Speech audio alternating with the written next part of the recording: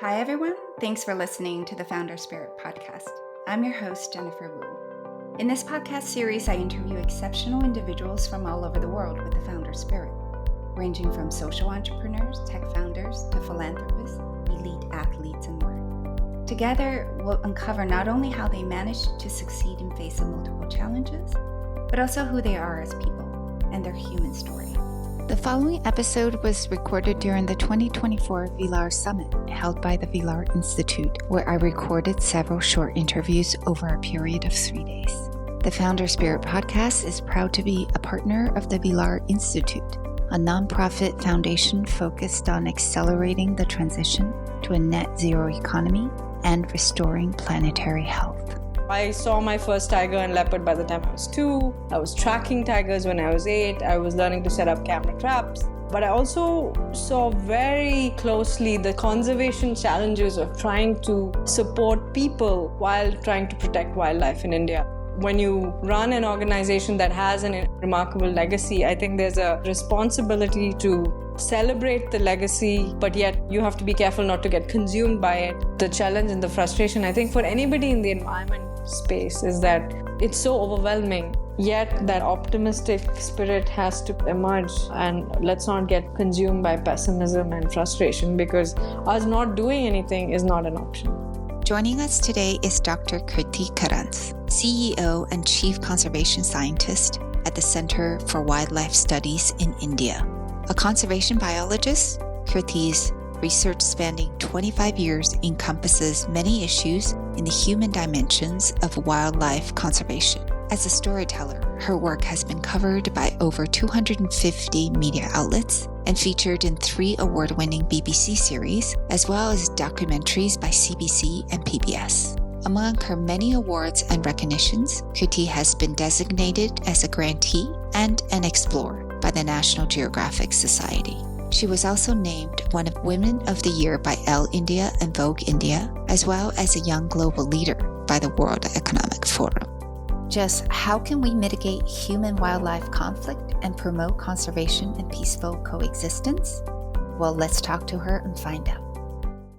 Welcome to the Founder Spirit podcast, and we're live today from Vilar Summit 2024. Thank you for joining us, Krithi. Thank you, Jennifer. Very excited to be here and very honored that you invited me. Krithi, I wanted to ask you, what was it like growing up as the daughter of a well-known conservationist in India? I don't think it was easy, but my grandfather was actually more famous than my dad. Okay. So there was a 2-generation Karanth force. And I think the beauty of growing up around exceptional people with clear purpose in their lives is that as a child, you kind of passively absorb this. So for me, it was my grandfather, my father, and my mother, who were all very accomplished, very purpose-driven, and ultimately did remarkable things for society, for wildlife, for children. And so I think there's this passive absorption of life is not just about making more money. It's about finding what you want to do and do it with deep love and passion, and everything else will come along if you're able to figure out what you want to do. And sadly, most people I meet even today have not figured out what they want to do. And I think if we can enable our children to do that, you will have a society filled with people whose passion and purpose drive much more change than we're able to do today. That's right. And so, Krithi, I also wanted to ask you, when was the first time that you saw a tiger? I was about 2 years old. I think, my mom also had a pretty busy career. So when she had to travel, she left me with my dad, which meant that I spent a lot of time with him, tagging along. And I would say the first 17 years of my childhood just watching animals for the sheer joy of watching animals. There was no, I want to be a scientist, I want to study these animals. There was no, I want to be a conservationist, I want to save these animals. It was simply the sheer joy of watching them. And so I saw my first tiger and leopard by the time I was 2. I was tracking tigers when I was 8. I was learning to set up camera traps. But I also saw very closely the conservation challenges of trying to support people while trying to protect wildlife in India. And this was through my dad and all of his amazing colleagues and the work they did. So I wasn't really, if you asked me as a child, I wouldn't have picked wildlife science or conservation as a career. And I think that has kind of evolved, in the last 25 years. That's right. You had mentioned that you had wanted to be a lawyer. Or an architect, right? Or architect. So pretty far from those two right now. So how did you end up choosing, or did you choose to study environmental science, or did you feel like that? So I started my undergraduate career saying I want to be a microbiologist, but very quickly figured out that in microbiology, you need to be really good at chemistry. And I didn't like chemistry. So then the closest thing that allowed me to take my love for biology, but then integrate it with geography and history was the field of environmental science. So by the time I was 19, I had started to major in environmental science. And I would say the last 25 years, the broader interest in the environment then got narrowed down very much to a wildlife focus by the time I was doing my master's at Yale and designing a field project in India.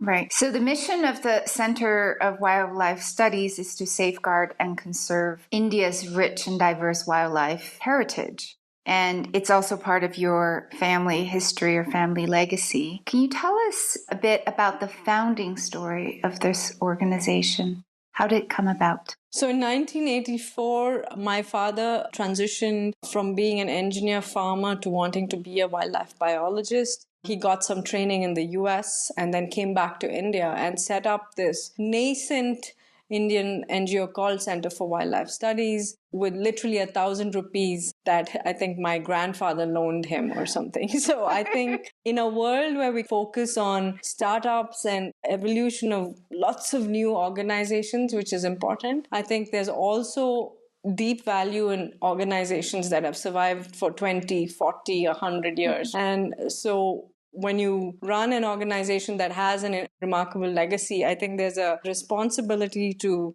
celebrate the legacy, but yet you have to be careful not to get consumed by it, and then figure out the mission and purpose of that organization. How does it evolve as society evolves and the needs and challenges in India and elsewhere evolves today? So you already mentioned the word challenge twice. Yes. So I'm going to give you the floor.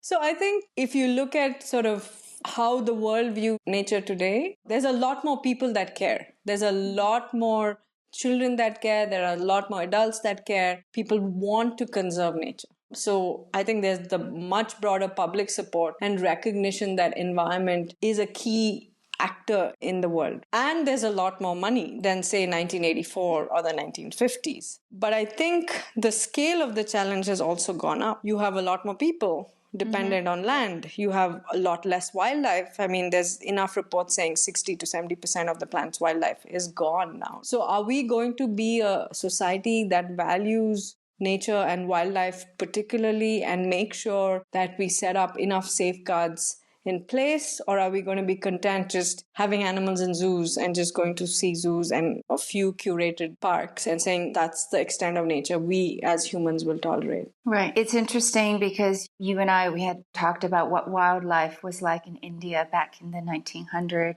and what it was at its rock bottom between the 50s and the 70s, and then what it is today. So can you take us through that journey? So I think I got an interesting glimpse into this because when I was doing my PhD 20 years ago, what I decided to look at was actually what had happened to India's storied mammals. And with the British being in India, they had maintained meticulous records of where they had shot and seen animals. So tigers, bears, elephants, rhinos, what have you. And so I was able to recreate where animals had been seen in the 1900s and then what had happened to them 100, 125 years later. And what emerged from that story is pretty extraordinary. This loss of wildlife is not something that's happened over 500,000 years. The collapse has literally happened in the last 125 years. First driven by trophy and bounty hunting that people engaged in, where they just went and shot out these big animals to keep them as trophies. Then followed by massive agricultural intensification that took place, that took out a lot of forests, grasslands, wetlands in India. So you had fewer animals, you had much less space, and that's resulted in this terrific collapse of wildlife that happened. And then post-independence, India, like many other countries in the world, particularly by the 1970s, had set up very strong wildlife laws, launched sort of flagship conservation programs like Project Elephant, Project Tiger, which had a mission to bring back these animals. And today, I think success is a mixed bag. In certain parts of India, wildlife are thriving. parks have hit their carrying capacity.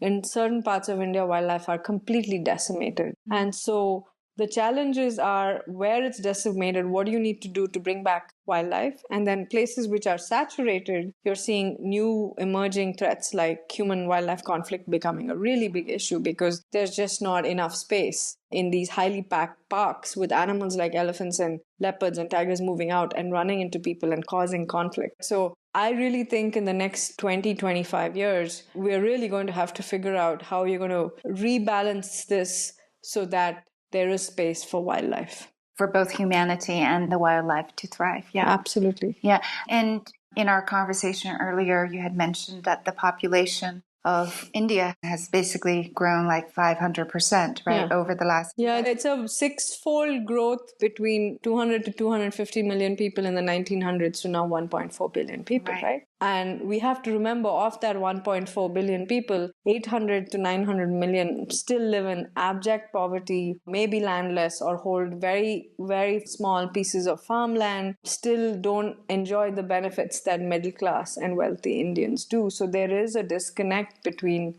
this growing middle class where a lot of people have been uplifted from poverty, but there's still a huge base of Indians struggling to make basic needs met. So, it's interesting, much of your research on wildlife in India and in Asia over the last 25 years has been focused on the human dimension of wildlife conservation. What is the human dimension and how do we play a role living in harmony side by side with nature and with this wildlife? So I think a lot of wildlife biologists start out because they're deeply passionate of a particular animal or a particular park that they want to save. For me, I realized that the complexity of human challenges, people struggling to make basic needs, feed their family, means that when there is an issue with an animal, it's going to lead to retaliation and conflict. Yeah. And so one is, what can you do to mitigate threats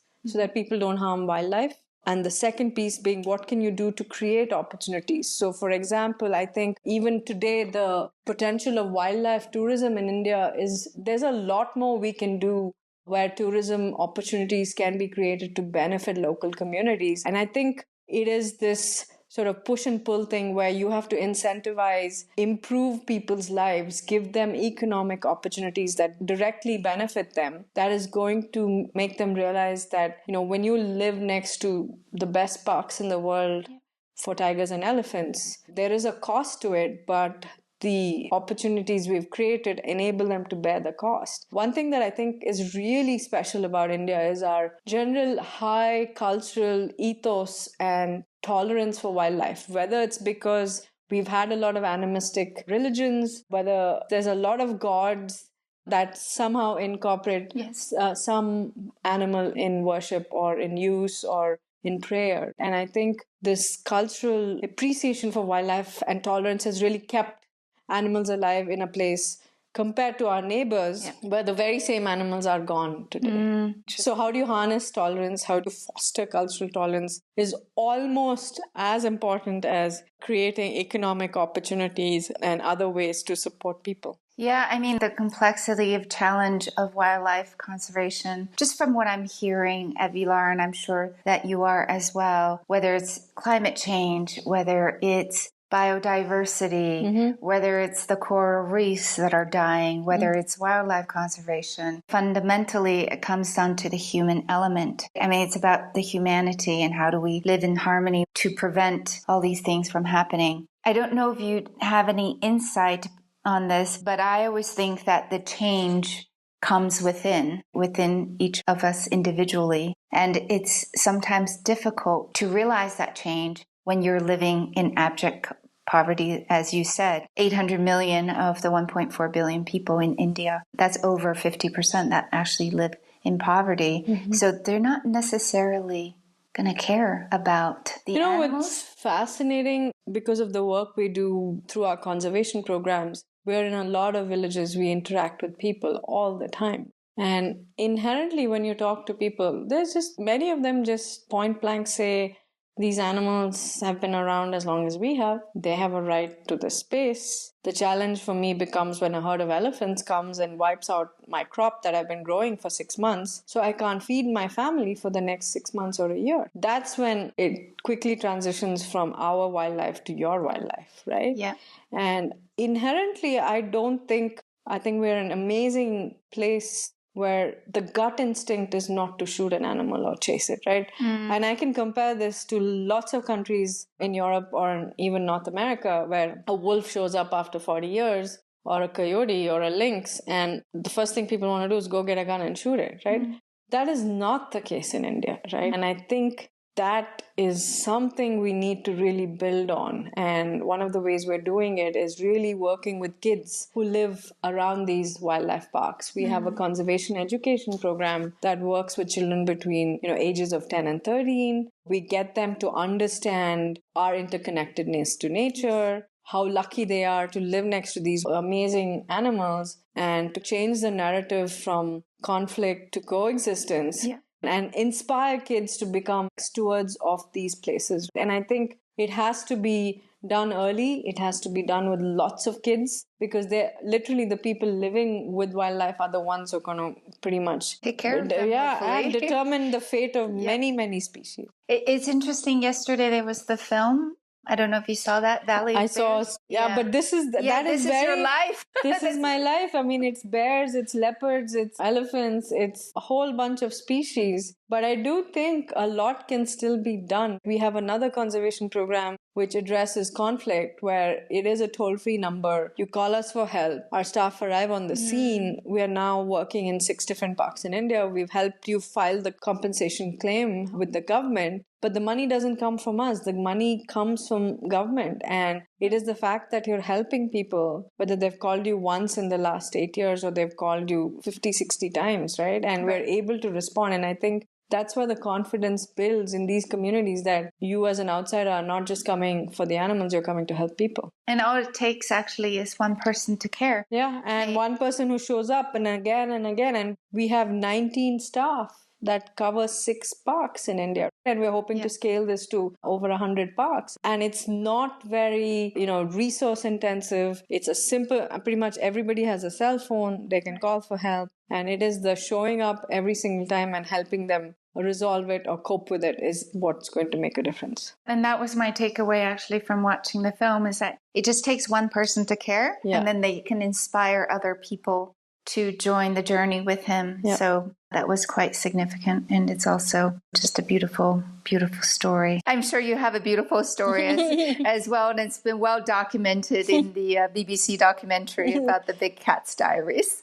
One thing I wanted to ask you is, when you spend time with these animals, usually you're observing them from a distance. It's not like having a house pet, right? A cat or a dog. You can actually... A respectful distance where neither they're alarmed or neither do you have to live in fear of something going wrong. That's right. I want to ask you, what is it like for those of us who might never get to see a tiger? Well, I hope you will come see tigers. I hope so too. But for some of us who might not ever get to be in the presence of a tiger, what is it like to be in the presence of these majestic animals? So I think there's a flood of emotions, but it's interesting. Every time I take somebody who's never seen a tiger to go and look for them, the first thing I say is, I don't promise. It comes down to luck and serendipity and a lot of other things. Karma. And karma. That's the one I say for the end of the trip. Okay. And there's sort of multiple joys. So for me, I've been watching them for 42 years now.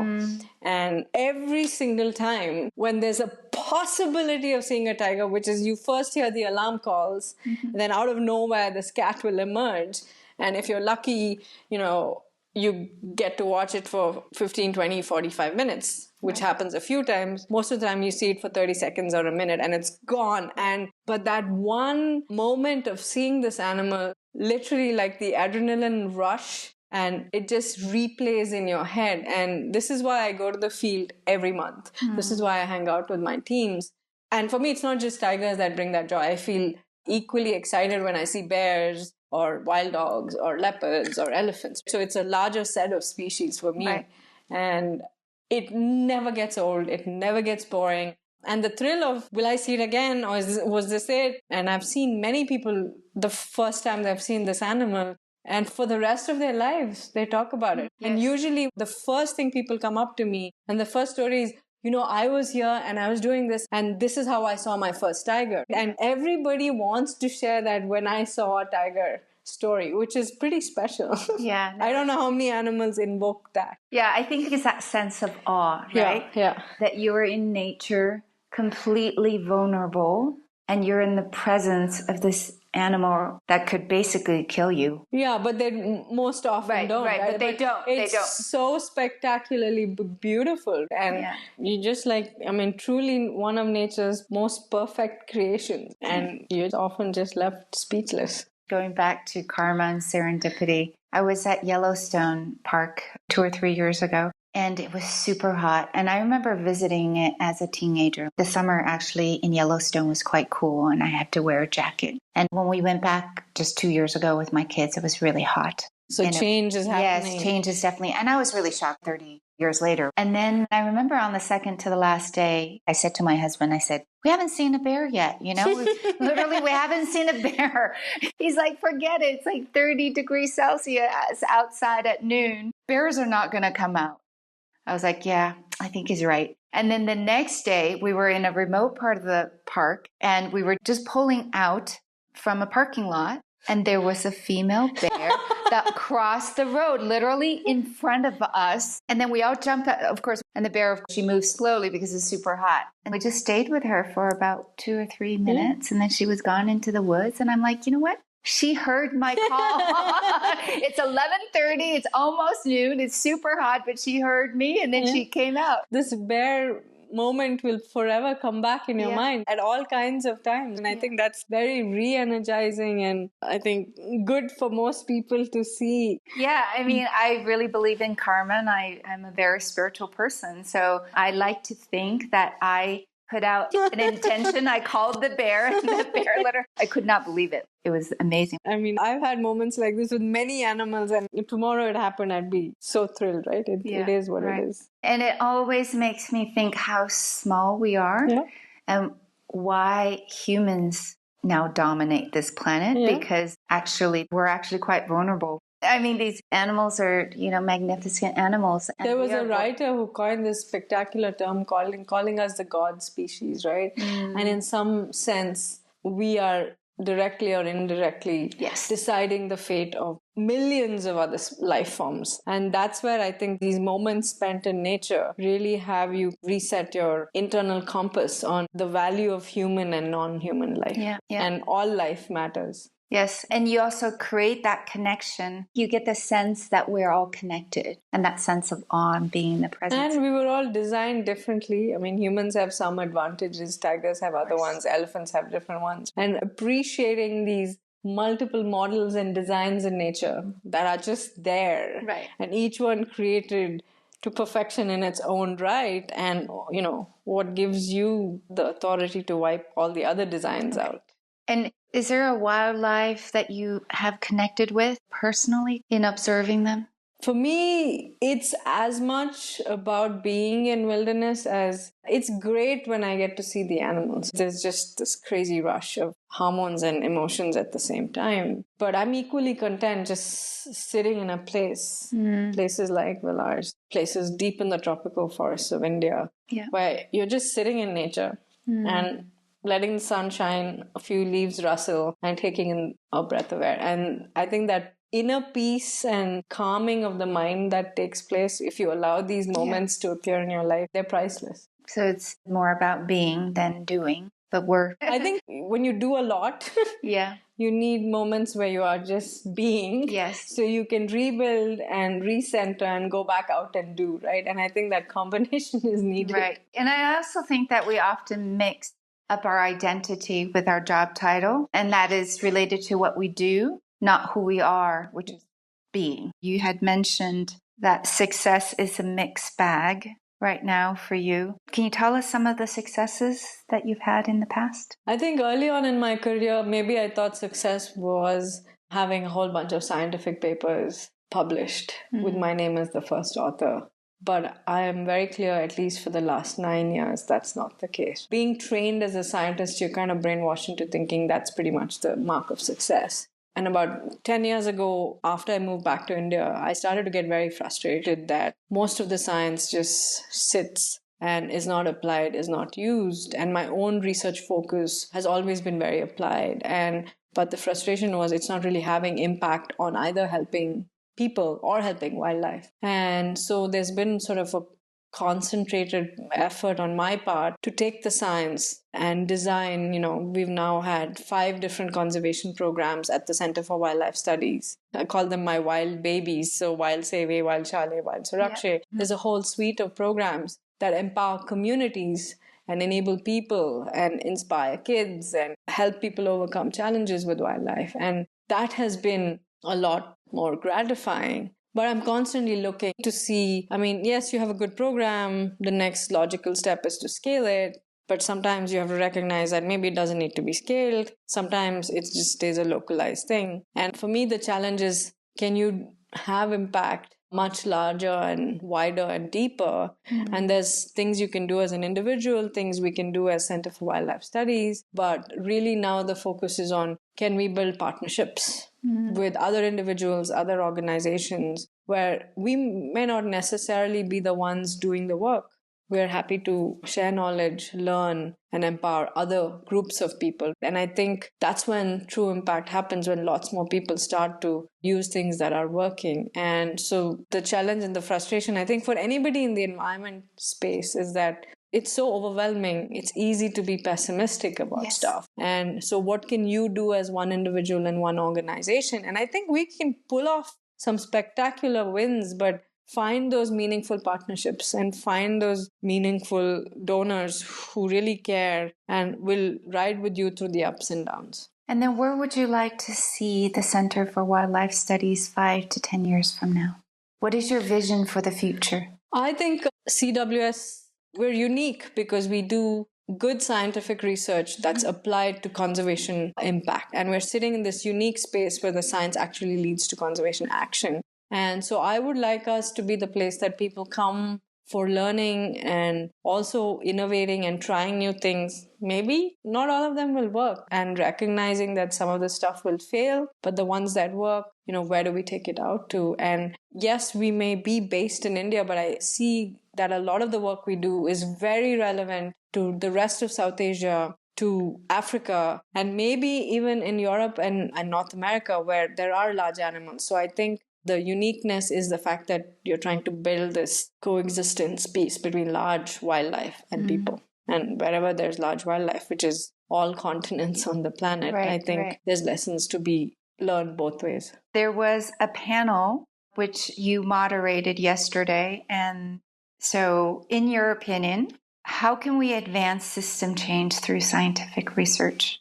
So I think science has always played second or third fiddle to the bigger economics piece, and then technology, and then science. And I think the barriers and enablers of science are very different in different countries. And for science to truly advance, I happen to be sitting in a panel which was looking at specifically 2 winners of the Frontiers Planet Prize and their scientific papers that have led to actually impactful outcomes for what they were looking at. And I think, so how can we enable science? And it starts at every level. There's a lot of emphasis on STEM education, making sure kids love biology and chemistry and physics and are not in fear of subjects like this. Mm-hmm.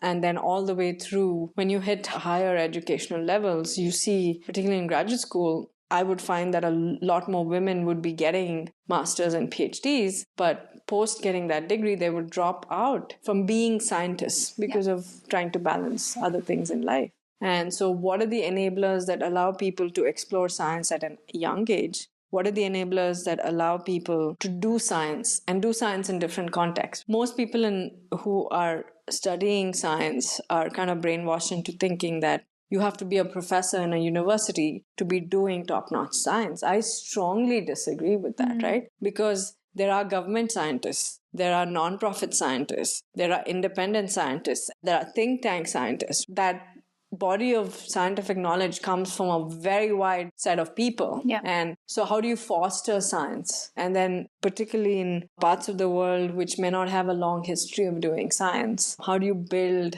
systems that enable more institutions and more individuals to do science? So I think that is something we have to consciously invest in. And having a prize is a great thing. I think a lot of these prizes do that. They uplift scientists from just being in a particular institution to suddenly the world waking up to all the interesting, cool things science can do. But I think we need to go much beyond prizes and really look at systematically what are the barriers that dissuade people at different stages from continuing as a scientist. And then as a scientist and as a researcher, how can we convince the non-believers? So I think one big piece that's missing with most scientists are people are terrible communicators. So everything is about facts and figures and numbers, and I'm not super confident. You're trained to be extra cautious. So you underplay stuff. And I think, one thing I've been lucky with is that very early on in my scientific career, I got picked to be an explorer with National Geographic. And as part of that, I really learned to tell the story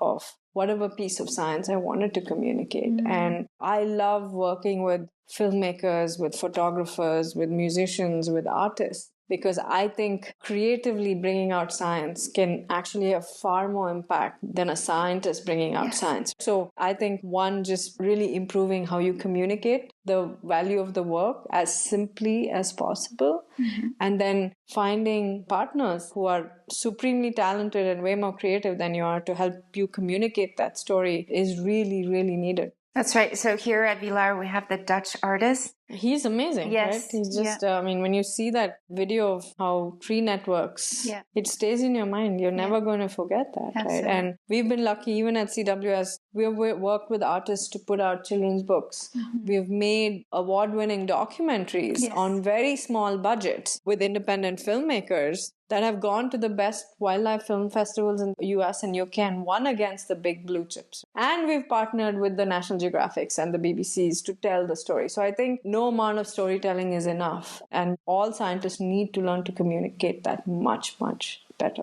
Yeah, it's about having a better narrative. Absolutely. Agree with you. And now we're on the last day of the Vilar Symposium. So what are your key takeaways so far? So I think this is a very unique set of people because clearly we're all on the same side, which again doesn't always bode well. I think we need to have people different from us come here as well. So the time is not spent on convincing people, it's more what can we do together. I come to something like this simply to learn, and every session you're sitting with somebody so different from you, from a venture capitalist to a technologist, and maybe you can't collaborate with them, but there's always learning that happens. Yeah. And I think there is this, all of us get very, very pessimistic and frustrated with what each of us are trying to do. And when you come to an event like this, you realize that the similar struggles are across everybody here. Yet that optimistic spirit has to emerge. And let's not get consumed by pessimism and frustration, because us not doing anything is not an option. How fast, how quickly, how big, we can always debate about. But I think this is a place of doers. I have no doubt about that. And as someone that's lived through conservation of wildlife for all of your life, what have you learned about humanity? I think for me it is inherently, approach people with some humbleness and some friendliness. Mm-hmm. Don't assume that the other side is negative or is not going to engage with you. And I think earlier on in my career, I had that thing that, okay, either you care about what we do or you don't. And if you don't, then I don't want to engage with you. And I've kind of completely flipped that now. So every person I meet, is to learn more about them. And then secondly, is there a potential to do something together? And sometimes there isn't. You just meet a fun, nice human being, which is okay.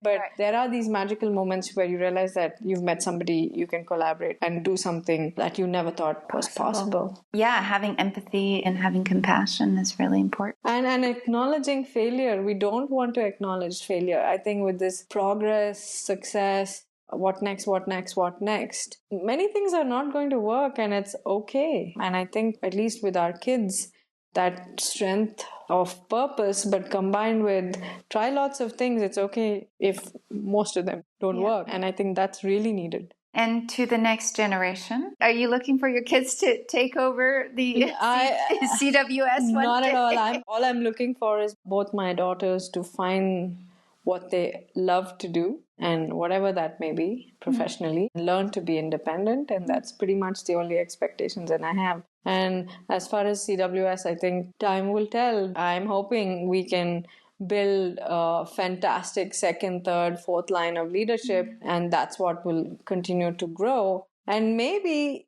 if we don't get there, sometimes it's okay to say this institution ran its course, did a good job for 30, 40, 50, 100 years, but let's close the mission and the vision if you don't see a tangible path out forward, which people are very scared of because you get obsessed with legacy. And I think that's something I think about a lot of. At when does it make sense to keep an institution going? When does it make sense to close it down? Well, it's the rise and the decline, which we see with empires anyway. Yeah, and most corporations, how many corporations have lasted more than 100 years? Yeah. Very few, right? How many some universities go back 400, 800 years, but for the most part, you're lucky if you survive 50 years. Right. True. And we're only here on Earth for a short amount of time anyway. We're just passing through, right? So I always tell my friends, like, hey, we're just passing through. You know, the Earth has been in existence for billions of years. And we'll go well past all of us. Exactly. So. I said it'll be around. And we're barely here for 100 years, even less. So have that mentality is really important. And then, Krithi, how can we support you and CWS? For me, I think it's about finding partners who believe in our mission, because truly we live in a sea of environmental problems today. You could care about water, you could care about pollution, you could care about wildlife. Whatever you care about is going to make a difference. And I think for us, it's to find people who realize that wildlife, non-humans matter. And that's when real relationships are built. And so really looking for people from around the world who we can learn from, who we can partner with, and see what else we can do together. And last but not least, what does the founder spirit mean to you? Well, I consider myself a refounder. I think the founder spirit is to be curious, to be bold, to be fearless, to admit when things are not working, and maybe you have to stop or change course, but never give up. Thank you very much. Thank you for taking the time. Thank you. If this podcast has been beneficial or valuable to you, feel free to become a patron and support us on patreon.com. That is patreon.com/thefounderspirit. And as always, you can find us on Apple, Amazon, and Spotify, as well as social media and our website at thefounderspirit.com. The Founder Spirit podcast is a partner of the Vilar Institute, a nonprofit foundation focused on accelerating the transition to a net zero economy and restoring planetary health.